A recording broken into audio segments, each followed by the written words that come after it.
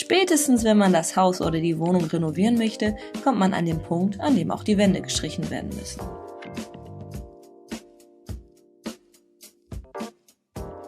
Es stellt sich die Frage, welche Farben passen zusammen? Oder streicht man doch lieber alles in Weiß? Nimmt man eine normal günstige Farbe oder eine Kalkfarbe, die so gut sein soll? Wir fragen den Experten zur Kalkfarbe. Auro-Kalkfarbe basiert auf dem Hauptbestandteil Kalk.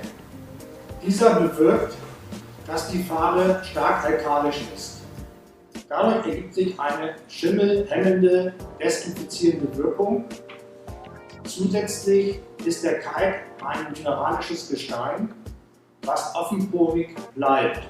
Das heißt, diese Kalkfarbe bildet keinen Film und so ist die Auro-Profi-Kalkfarbe sehr dampfdiffusionsoffen. Es wird der Kalk, das Weißpigment, mineralische Füllstoffe und Wasser vermengt. Fakt ist, die Farbe besteht zum größten Teil aus Kalk. Und wie war das mit dem pH-Wert?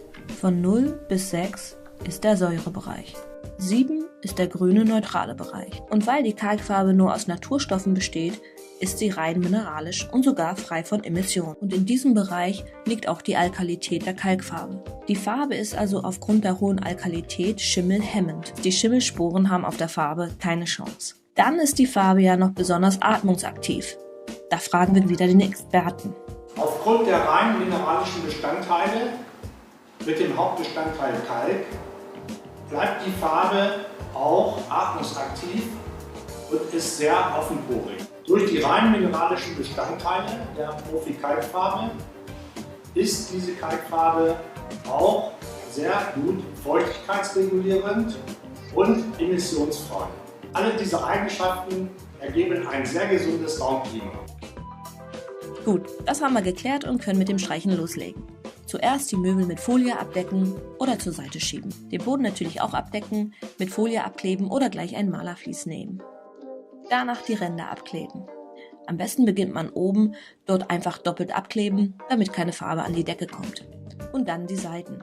Geeignet sind alle mineralischen Wände, also Wände aus Putz, Beton oder Lehm. Bei den Wänden kann gleich mit der Kalkfarbe gestrichen werden.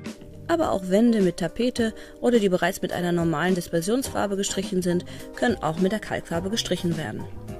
Hier wird vorab einfach ein Tiefengrund aufgetragen, damit die Farbe auf der Wand hält. Als Tipp, da die Kalkfarbe sehr alkalisch ist es besser, eine Schutzbrille aufzusetzen, falls was ins Auge geht. Zuerst die Ecken mit einer kleinen Rolle oder einem Pinsel vorstreichen, aber immer nur die Ecken, an denen gearbeitet wird.